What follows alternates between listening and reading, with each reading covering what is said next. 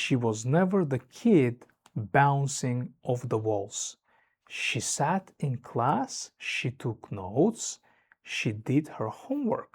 She was a good student, or at least a passing one. Nobody ever flagged her. Nobody ever said, maybe we should look into this. And for decades, she went through life with a constant feeling, a low hum of not quite keeping up, of forgetting things she should remember, of conversations where she drifted and came back and hoped nobody noticed. She thought she was just a bit scattered, a bit anxious, not quite good enough. That's who I see in clinic now, 15 and 20 and 30 years later, finally getting answers. The research on ADHD in women is pretty clear at this point.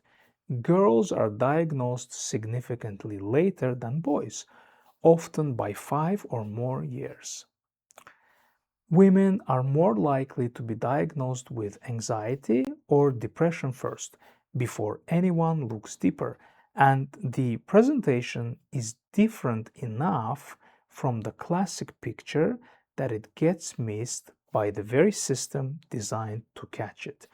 What most people think of when they think ADHD, the hyperactive kid, the impulsive teenager, the one who cannot sit still, that is not what female ADHD typically looks like. Female ADHD tends to internalize. It looks like overthinking. It looks like emotional sensitivity. It looks like anxiety.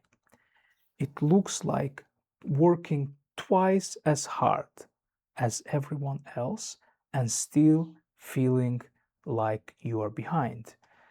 The mechanism behind this is something called masking. And masking is exactly what it sounds like, a learned, often unconscious performance of neurotypicality. From very early in life, many girls with ADHD learn that the way their brain naturally operates doesn't match what's expected of them. So they adapt. They develop workarounds. They monitor themselves constantly.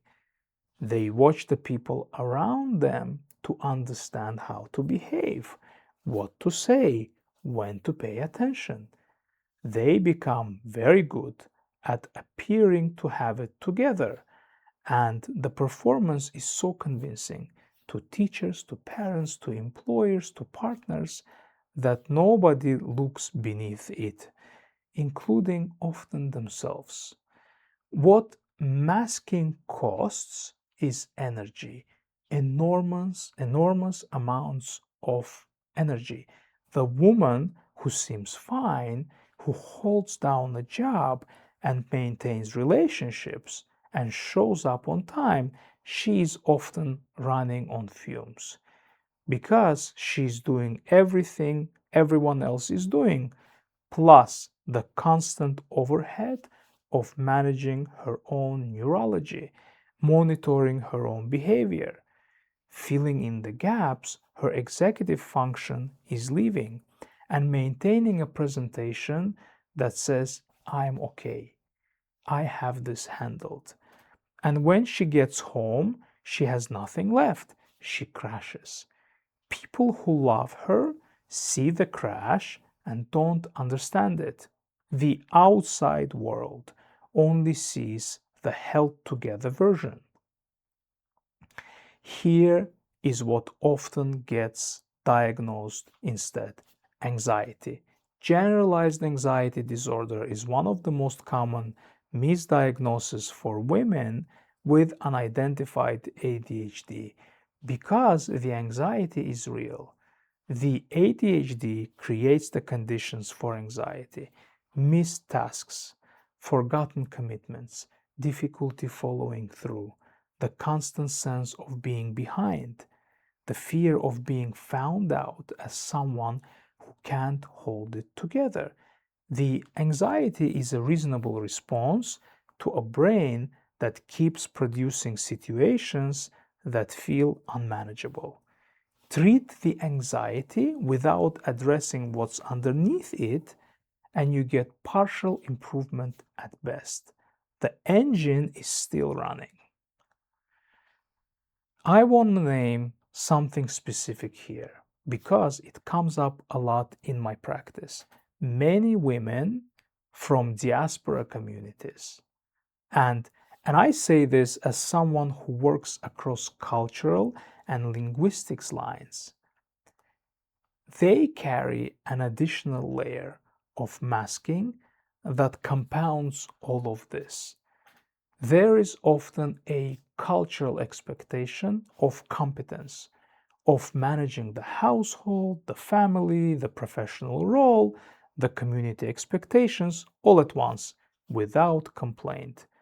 So the symptoms that might have prompted someone else to seek help get absorbed into a narrative of this is just how hard life is. Asking for help isn't normalized. And by the time she arrives in clinic, she has been white knuckling it for so long she doesn't even know what normal would feel like. As a nurse practitioner, I assess ADHD against the full clinical picture: anxiety, depression, hormonal factors, including the ADHD estrogen relationship that affects so many people across the menstrual cycle and perimenopause, sleep, trauma history, thyroid function. I can prescribe, I can refer, I can manage the differential across all of it. The reason that matters is that female ADHD rarely arrives alone. It arrives with history. And the support has to account for the full picture, not just the most visible symptom. A proper assessment doesn't tell you what's wrong with you. It tells you what has been happening to you. There is a difference.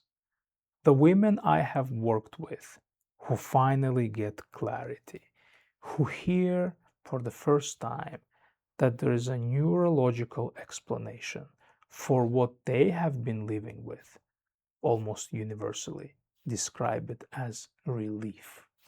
Not a label, a context. Something that makes sense of a lifetime. If you spent your childhood being called too sensitive, too emotional, too spacey, if you have been anxious as long as you can remember, and nobody has ever looked for what's underneath the anxiety, if you feel like you're always working harder than the people around you just to stay even, this is worth exploring. Not as a verdict, as information. If you are in Ottawa, Toronto, or anywhere in Ontario, adultadhd.crocuscare.ca is where you can learn about adult ADHD assessment at Crocus Care.